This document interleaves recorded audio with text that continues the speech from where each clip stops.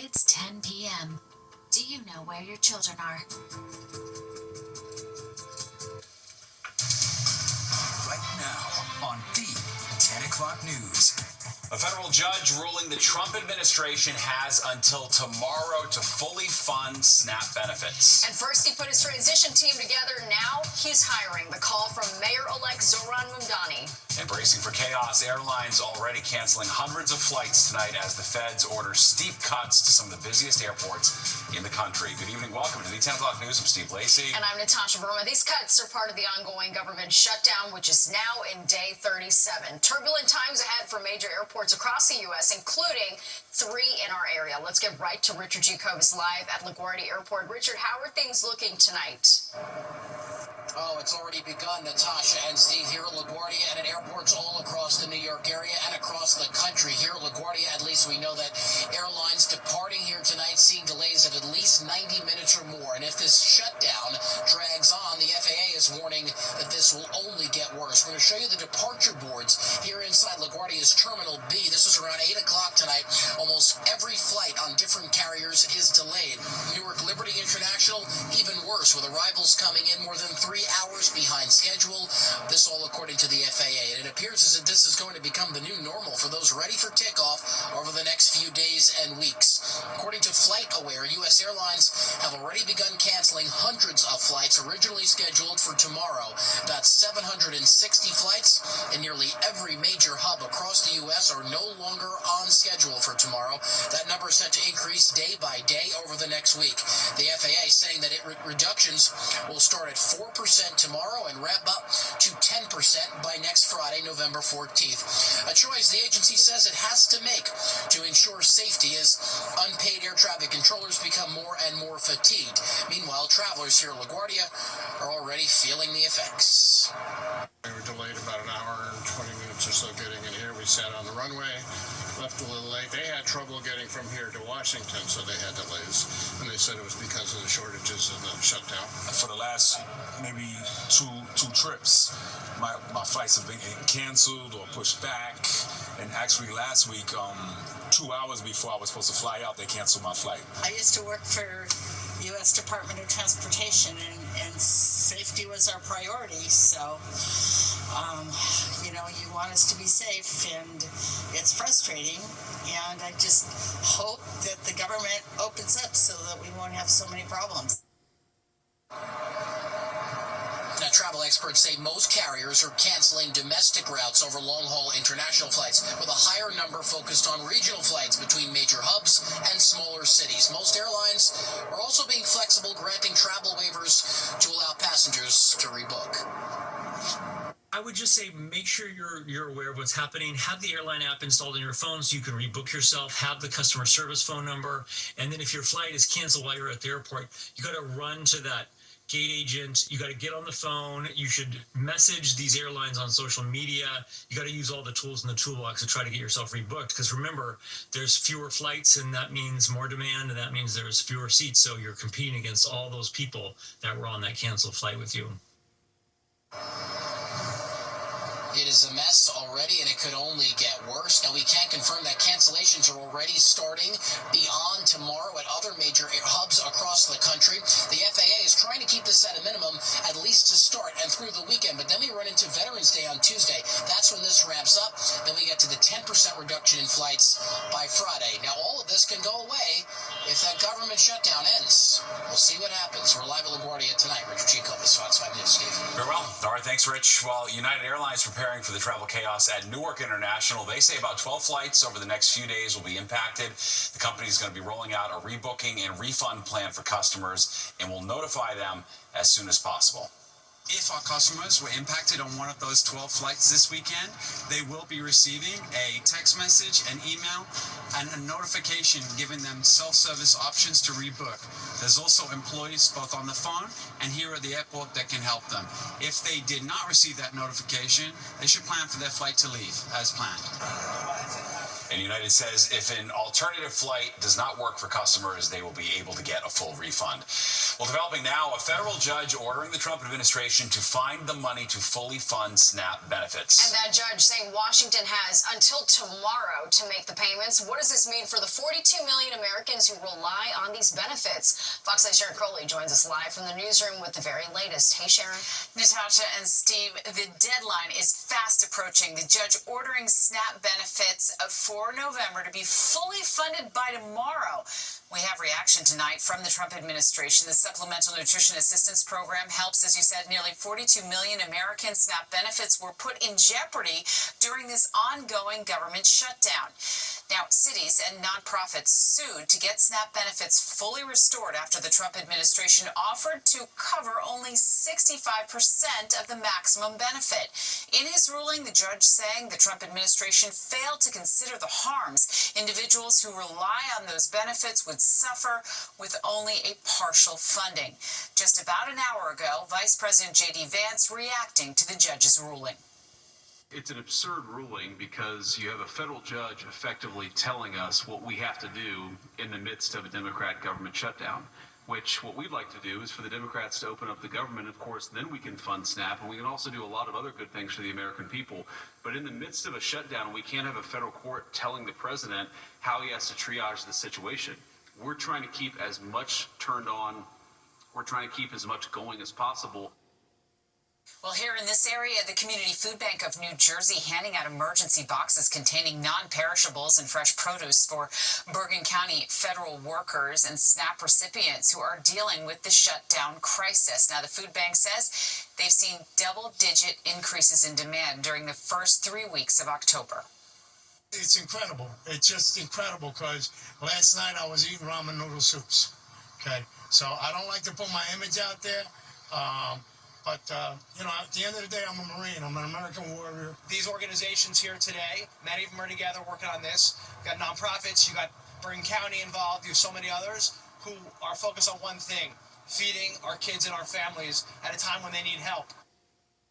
And in the Bronx, University Prep Public School students coming together to pack hundreds of grocery bags and for food to be distributed to families who rely on these federal benefits to get food. City officials say nearly 2 million New Yorkers rely on SNAP benefits. Well, despite the judge's ruling this evening to fully fund SNAP benefits by tomorrow, some recipients of that benefit could experience delays, and we'll follow it for you, Natasha and Steve. All right, Sharon, thank you so much. Mayor-elect Zohran Mamdani already taking part in a big New York City political tradition. All right, he's in Puerto Rico for an annual gathering which draws a who's who in local political circles, as well as business, labor, and community leaders focusing on Hispanic issues. This comes a day after he put together his transition team, which includes some familiar political figures, as well as some new faces. And today, the mayor-elect posted on his X account the message, "We're hiring," with a link to a job application portal.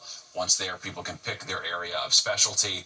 The application asks for the usual contact info and lists areas of expertise ranging from arts and culture to worker justice. Republican Congresswoman Elise Stefanik is about to announce a run for New York governor. Source tells Fox 5 the representative from upstate will make it official tomorrow. Stefanik is a fierce ally of President Trump, and in recent weeks she's ramped up her criticism of Governor Hochul. Stefanik has also attacked Hochul over her endorsement of Mayor-elect Mamdani. 13 people now confirmed dead after the deadly UPS plane crash in Kentucky. The NTSB says the plane was cleared for takeoff from the company's global aviation hub in Louisville on Tuesday when a large fire developed in the left wing and an engine fell off. As you see in these videos, the plane crashed and exploded. The inferno then destroyed the plane and spread to nearby businesses. At least 8 people are still missing. Federal investigators are now looking for the cause. A criminal case against Boeing has been dismissed by a federal judge. The company was originally charged with criminal conspiracy in connection to 2 737 MAX jetliner crashes. Those incidents off the coast of Indonesia and Ethiopia killed 346 people in 2018 and 2019. The judge approved the federal government's request to dismiss its case, and in return, Boeing has agreed to pay more than $1 billion in fines and compensation to the crash victims' families and towards internal safety and quality measures. One of the most powerful U.S. politicians of our time, Nancy Pelosi, announces she will not run for re-election next year. Pelosi represented San Francisco for nearly 40 years in the House, Back in 2007, she became the first and only woman elected speaker. During her leadership, the Democratic icon pushed through major legislation, including the Affordable Care Act. The 85-year-old most recently quietly helped orchestrate Joe Biden's withdrawal from the 2024 presidential race. Pelosi's term in Congress ends in January of 2027. Well, Elon Musk may soon become the world's first trillionaire. The world's richest man and Tesla CEO won a shareholder vote that gives him stock potentially worth $1 trillion. It won't be easy, though. The company would have to hit certain performance targets over the next decade, including increasing its stock value 6 times the current price. This comes as Tesla has struggled recently with plunging sales and profits. Well, damaging winds slamming the tri-state. This video is from Ridgefield, New Jersey, shortly after a tree came crashing down into this home earlier today. The people there had to get out and get out quick. Yeah, those winds a big problem. Let's get a check of the forecast now with Nick Gregory. And now comes the cold. Yeah, You're really feeling it out. Coldest weather we felt in a while, Nick. Yeah, then it's going to be chilly tonight, but wait till early next week when it gets even colder with a real blast of some air coming down straight from the Arctic. But those wind gusts were really impressive early this morning. Look at Stony Brook, 70-mile-per-hour wind there. Bayville gusting to 61, 60 at White Plains, Bayonne 54. 52 at Bridgeport, and most of the area saw wind gusts in that 40 to 50 mile per hour range. Well, here's the good news. Wind has gone calm, or it's very light out of the west-northwest at about 3 to 5, 10 miles per hour or so. Combination, though, of just a few clouds, and that light wind is going to lead to frost. We do have a frost advisory across Suffolk County. Notice it also extends here into southern parts of Connecticut, southwest Connecticut, Fairfield County, towards Westchester and northeastern New Jersey. It's going to go to about 8 or 9 o'clock tomorrow morning. And the current temperatures, they're definitely cold enough for some frost here. Got 33 at Sussex, 29 up there in Sullivan County in Monticello. Mid-40s in the city, out towards the island, and about 40 degrees as you head down the Jersey Shore. Satellite view, a couple little patchy clouds are going to be around. That's really about it. High pressure is off to the south. That's going to be moving along. This is the next weather system coming our way, and you'll see in our futurecast it gets to us by tomorrow night or so. 20s to 30 out the door in the northern suburbs in the morning, upper to middle 30s along the coast, and about 40 in the city. We'll get to the mid and upper 50s most areas tomorrow, even 60 or greater as you get towards central New Jersey, up towards Newark. Here's that area of rain coming in, again, past the 8 or 9 o'clock time frame, and it will last in the early part of Saturday. Then it goes away. Look at Saturday. It's going to jump into the mid and some upper 60s across the area. Enjoy it, because a real blast of colder weather will arrive early next week. Steve and Natasha. Will do. All right, thanks, Nick. Well, the price of weight loss drugs dropping. The deal the Trump administration just made, how much it'll cost millions of Americans trying to lose weight. And the Justice Department reportedly targeting another former top official, the latest on the investigation into ex-CIA Director John Brennan.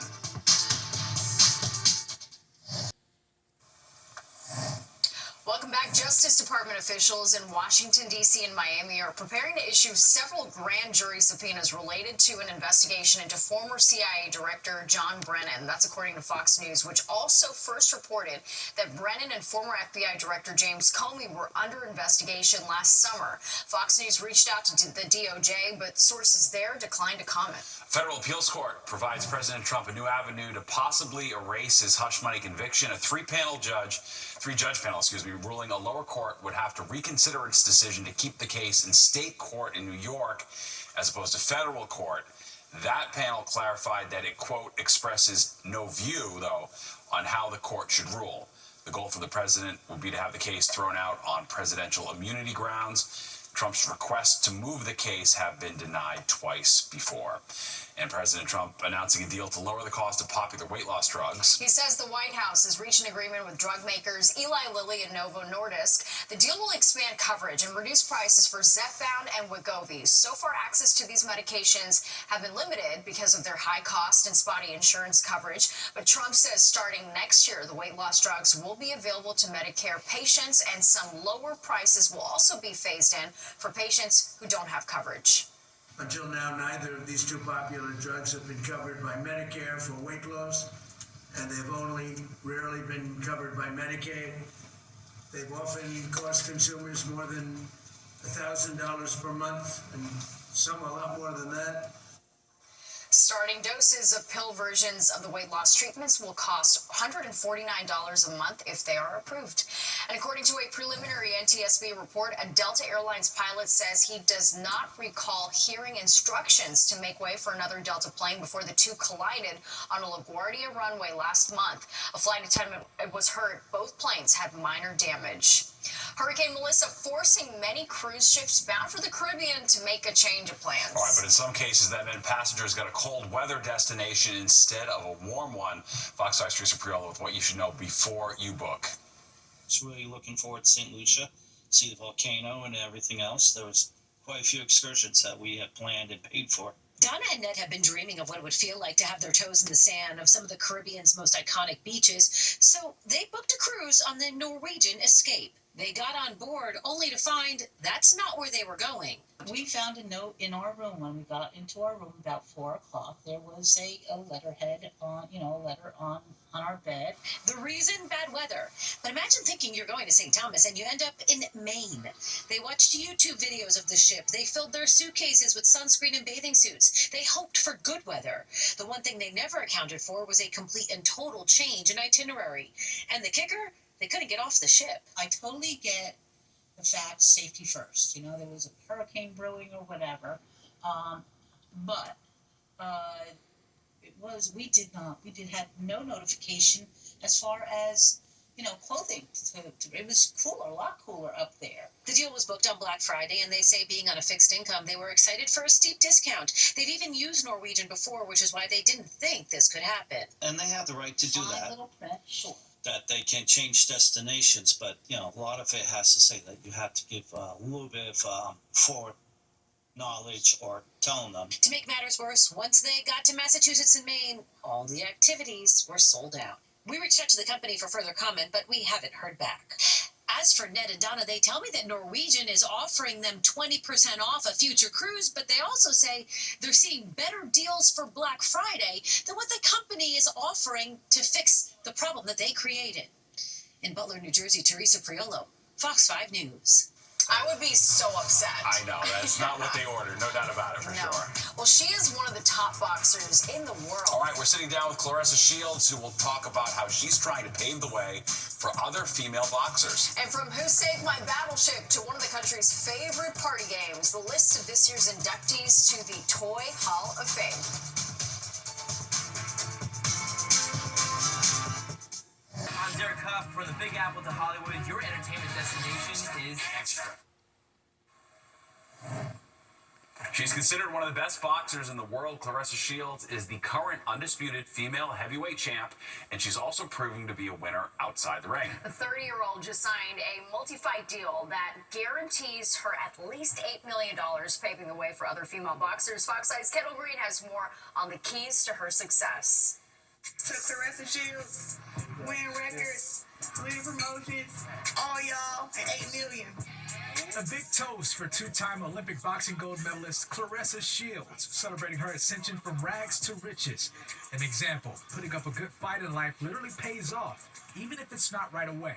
Just to be getting my just due right now, I feel like I'm getting both of my $1 million I was supposed to get for both Olympic gold medals.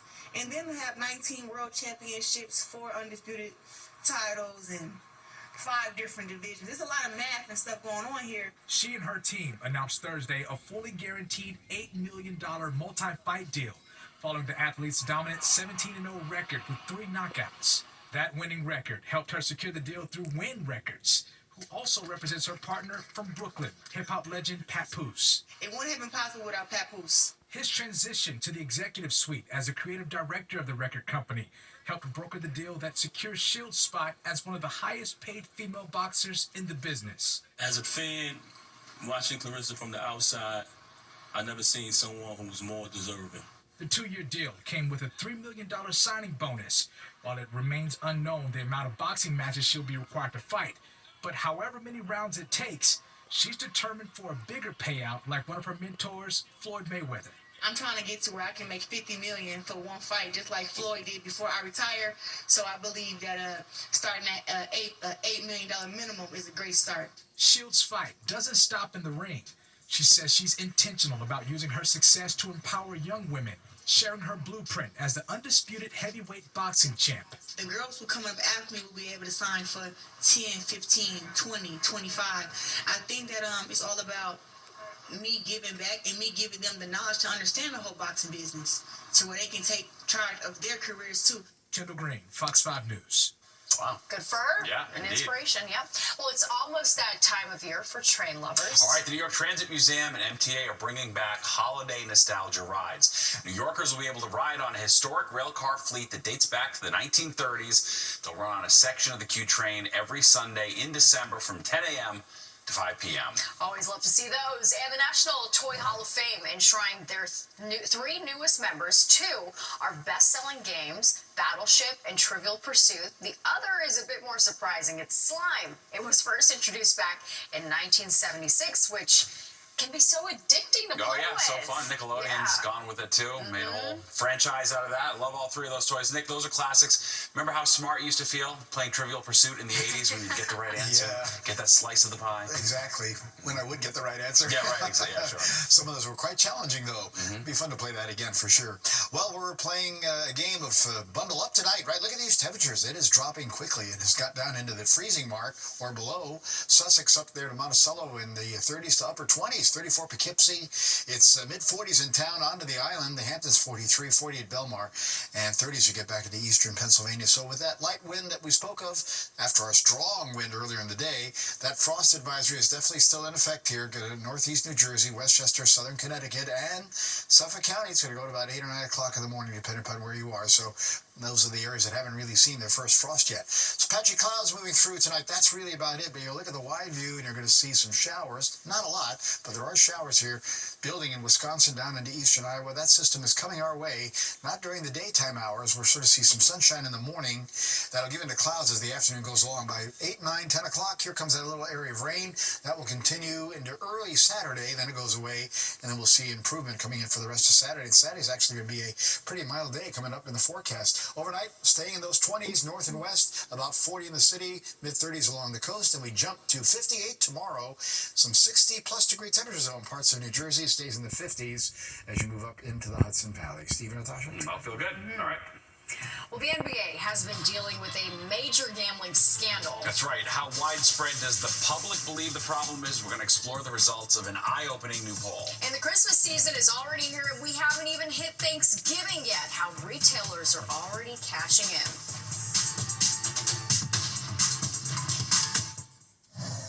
You're watching the 10 o'clock news.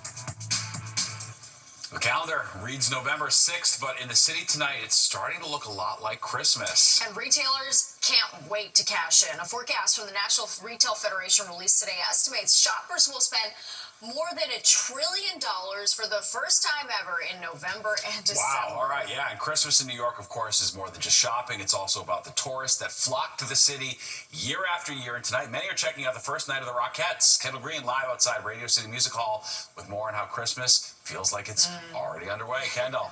Hey, good evening, Natasha. We're here on the 50th and 6th Avenue. You feel like you're in the holiday spirit already because it's all festive, it's well lit up, and it feels like Christmas already. But we're just in the first week of November. But that's because this is where the Radio City Rockettes kicked off their centennial holiday season as the longest-running precision dance company in America. Every year, the stars of the annual Christmas Spectacular perform for more than 1 million people each year here at the Radio City Music Hall as a symbol of women's empowerment. Now, we saw a few of them promoting this and spreading the word about tonight's show on the first night, continuing the annual tradition. And as the high kick starts, so does the journey for this year's Rockefeller Christmas tree. The 75-foot-tall Norway spruce was cut this morning in East Greenbush, New York, and will be brought into the city on a flatbed over the weekend on Saturday.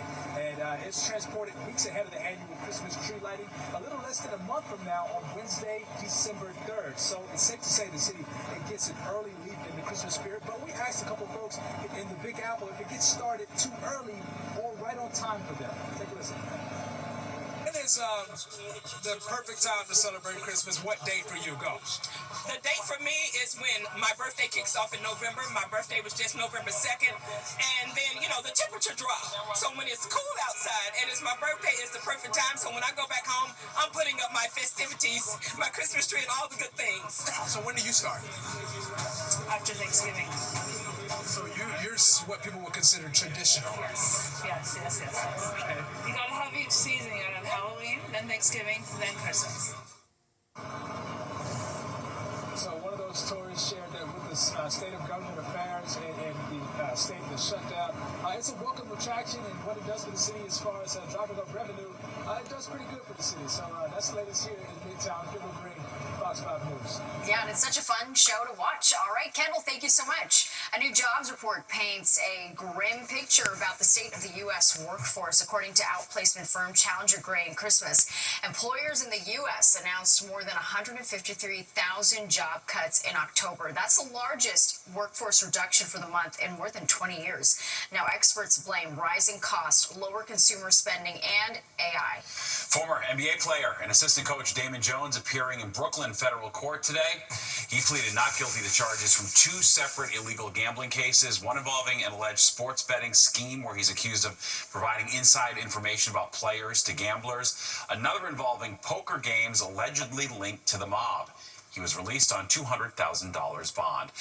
Well, an alarming new poll indicates that many Americans think NBA players and coaches could be involved in illegal activities to influence betting. Yeah, Jennifer Williams takes a deeper dive into the perception problem the sport is now dealing with. At this point, the integrity is kind of questionable. In the wake of major gambling scandals, a new poll reveals Americans have serious doubts about the integrity of the NBA. When they legalized sports gambling, I was like, really? And the fact that the leagues are so behind it, advertising, I think it's kind of like a little cynical. According to a Quinnipiac University survey that polled more than 1,000 adults nationwide in early November, 1/3 of Americans believe NBA players and coaches are frequently involved in illegal betting activities. I'm not sure I agree with what we found, but clearly people think that way and feel that way, and that's a problem for the NBA. Professor Nick Petruskevich is the director of sports communications at Quinnipiac University. I don't think it'll keep people from consuming it, and I don't think it will alter or diminish gambling even a little. I think the bigger problem is the general audience. Americans overall are split on whether games are played fairly, while NBA fans are far more trusting. 67% are confident games aren't being influenced. I would say maybe 80%, to be honest. It should be fair, especially for these guys, the youth who are watching. I really feel like it's just something that's been going on just now. People are really finding out about it. The poll also found that 64% of Americans believe that the growth of legal sports gambling has led to an increase of illegal activity by players and coaches in order to influence the outcome of games. I think if anything, you do limits on, especially on prop bets. It's one thing in my mind to try and trim a point spread, but as a single person, that's not as hard as, all right, this guy's not going to make the next shot, or this guy's going to have 4 turnovers. As for policing illegal gambling, 55% lack confidence in NBA Commissioner Adam Silver's ability to do so. Hopefully they just pull it all together and we can just get back to watching entertaining, fun basketball. In Midtown, Jennifer Williams, Fox 5 News. Doesn't make you think. Yeah, for sure, no doubt. Well, Long Island scallop season is off to a rocky start. Scallop. Okay, why many of them are not surviving in our waters and what's being brought in to improve their odds. I didn't know I was saying scallop wrong until tonight. All right, and is having a boyfriend the way to go, or can women go stag and be proud of it? The debate that's capturing the attention of our online world.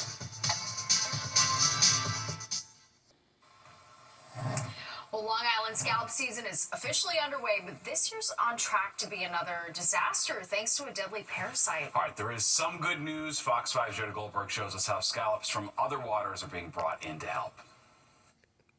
They've been a Long Island legacy for as long as many can remember. Sweet and succulent Peconic Bay scallops, the fishery once $1 million industry, now trying to bounce back. 2017, 2018, and 2019, the commercial landings were upwards of 100 to 110,000 pounds with a dockside value of over 1.5 million. The culprit, a parasite that attacks the scallop's kidneys. This small little genetic trait is linked to parasite tolerance, which increases their survival until harvest. This isn't the first time researchers have dealt with a die-off. Back in the 80s and 90s, harmful algae blooms wiped out nearly the entire scallop population in the Peconic Bay, but thanks to restoration efforts, they were able to bounce back until the fishery collapsed again in 2019. We dive down and get population estimates. We also go down and do experiments to identify successful traits and successful genetic types to help revitalize the population.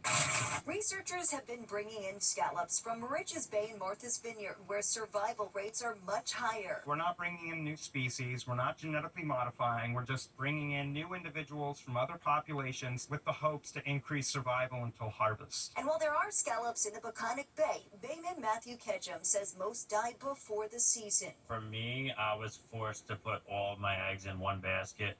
I just do oysters. When you're not diversified like that and you make your living from the water, it could be a dangerous thing. With time and tolerance, researchers are hoping the tide will turn. The hope is that when they spawn, they pass their genes down to their offspring, and then their offspring will survive until harvest season in the next year. A small shell with big potential that could soon make a comeback. On Long Island, Jody Goldberg, Fox 5 News.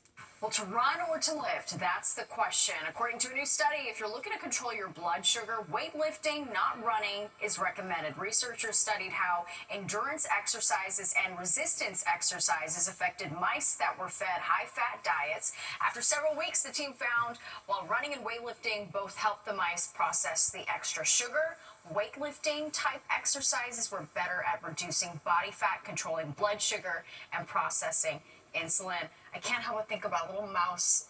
Yeah, pumping iron, right? Lifting weights. Give me the quarter-pound plate. No, I like that study. Good. I think weightlifting is more fun than running personally, so that's good. It is. Yeah. All right. Is it lame to have a boyfriend? Okay, the viral debate on how important it is for a modern woman to be in a relationship. And Nikki White. Yes, it is going to be a cold night, so be ready to plan for that. And you see the rain off to the west? That will be here in about 24 hours. Will it last for the weekend? Find out when the 10 o'clock news returns. It's a viral debate that's getting lots of attention. Does it really matter if a woman has a boyfriend? Well, some women flaunt it while others choose to keep that info closer to the vest. Teresa Priolo hit the streets to find out how important it is for a woman to have a partner. The newest social media trend is forcing you to put guardrails on your relationship status. It was once cool to be in a relationship. Now it's the exact opposite. Lori Zaslow is a relationship expert. To overstate anything dilutes the rest of you. It's like, no, you're more than just someone's girlfriend. Simply put, having a boyfriend is now considered lame. And if you're one of those people who are wondering if actually having a boyfriend is seen as uncool, just consider this. Vogue even says it is embarrassing to have a boyfriend. And social media is having a field day with the headline. That should not be embarrassing. If you like someone, then you like someone, right? Well, I haven't seen anyone act embarrassed. For those who think you should be more demure in your approach to what you put online, there is also another trend. Private, but not secret. I would say it is kind of a trend. A lot of people are like, it's like hinting. It's kind of like a hint, but they don't want to show people who their actual partner is. I don't see anything about it. I don't see the problem with posting your significant other either.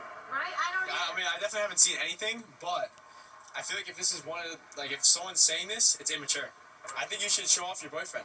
It's funny, they have everything else on social media, so that's kind of weird that they're not doing that. As for this young woman, she's not going to have to worry about any of this for a while. When is she, in fact, allowed to date? Never, when I'm dead. In Wayne, New Jersey, Teresa Priolo, Fox 5 News. Honest answer from Yeah, Dad. A, we love Dad, yeah. but B, it seemed like the guys in that store were getting defensive. Like, you should show off your boyfriend. Yeah, it's pushing He's a girls away catch. from that. Pretty interesting. I mean, it's totally different from when I grew up, which was all the teen magazines and the articles would always be 13 ways to land a boyfriend. Yeah. Now we've come the I think exact that opposite. article was for the girls who make having a boyfriend their entire identity. Right, yeah, my online, boyfriend sure. and my boyfriend, Right. I think it's like all maybe Yes, of that. there's more to you Yeah, than just your boyfriend, exactly. for sure. It makes sense. All right, let's go to Nick, who raised 3 daughters. 3 daughters! Yes, independent, strong, smart, educated women, Nick. Yes, and one married. So we'll see what happens with the other 2. So far, still waiting to see where they're going to go. But again, all good. Yes, all good girls. All right, well, listen, we're talking about a cold night ahead. We're taking a look at Newark Airport here, and they had a lot of delays earlier, running in the 2-hour range. I think they're a little bit better now, but look at this, 57 and 48, just about where we should be. Actually, our low now is 44. 57 happened right after midnight.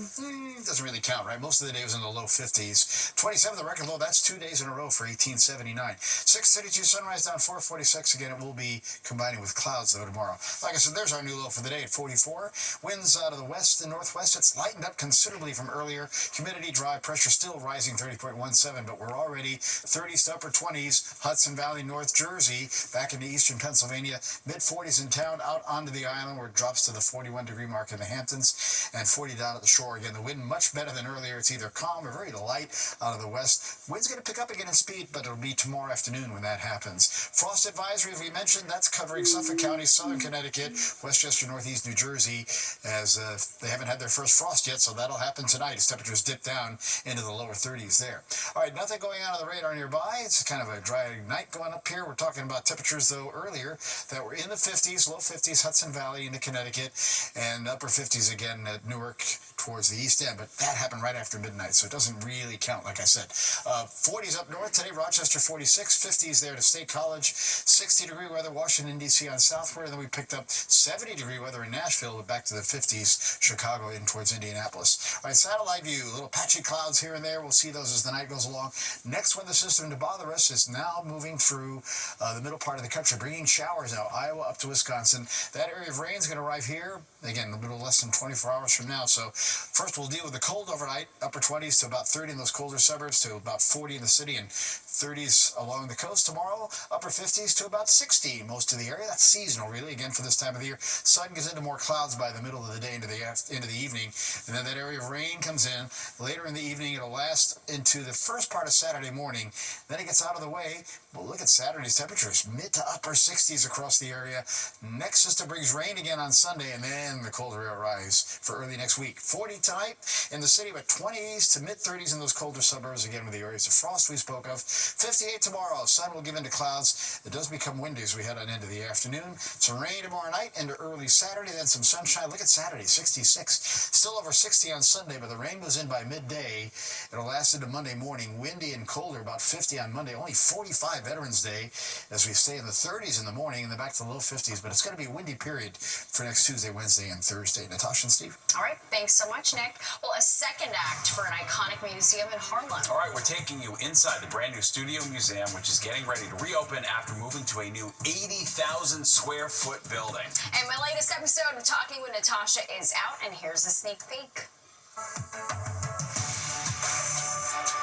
This week on Talking with Natasha, you definitely recognize my guest from the Y2K cult classic, Harold and Kumar.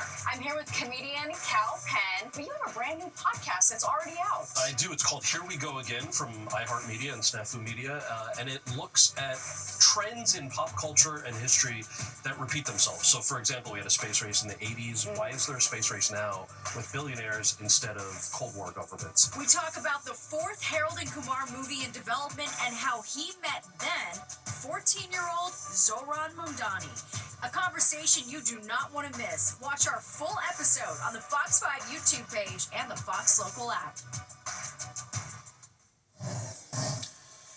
Studio Museum in Harlem reopening its doors after being closed for 7 years. It was founded in 1968, dedicated to showcasing black art, and has been on 125th Street since the 1980s. The reopening comes after a $300 million fundraising campaign, keeping its historic footprint on the same street. Fox 8's Crystal Young talked to the chief program officer about one of the pieces that you can still see at the museum. This is an incredible painting by Emma Amos called Baby, and this section in the exhibition is all about color and the ways that artists shape what we do and don't see using various colors on the canvas. The building officially reopens next Saturday, November 15th. Admission rates are offered as a suggestion, and Sundays are free for everyone. Children 16 and under also get in for free. Very cool. All right, and there's more of the 10 o'clock news straight ahead. We'll be right back. New York. A snack dispensing billboard unveiled in the East Village today. It was installed by flight comparison company Skyscanner. All you have to do is press a button. As you can see, you get a mystery snack. The catch, all of the snacks are from other countries, and they're meant to encourage people to try local foods when they're traveling abroad. This is inspired by the shelf discovery trend where people are going to local supermarkets as they're traveling and coming back and bringing souvenirs. I didn't get to take vacation, so this is my fake vacation I get to get.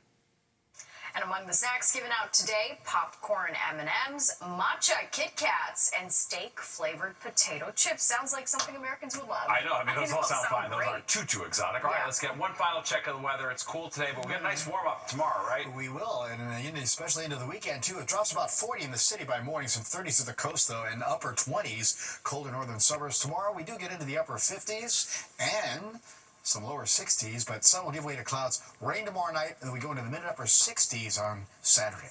Very well. All right, thanks, Nick. Don't go anywhere. Battleground NYC, the fight for your vote, next at 11 with host S.E. Cup. And then stick around for Good Night New York with Crystal Young and Ryan Christopher. That's at 11:30. Okay, that does it for us tonight. If you missed any part of the 10 o'clock news, you can always catch an encore on our free streaming app, Fox Local. Where you can stream our newscasts anytime. Have a great night.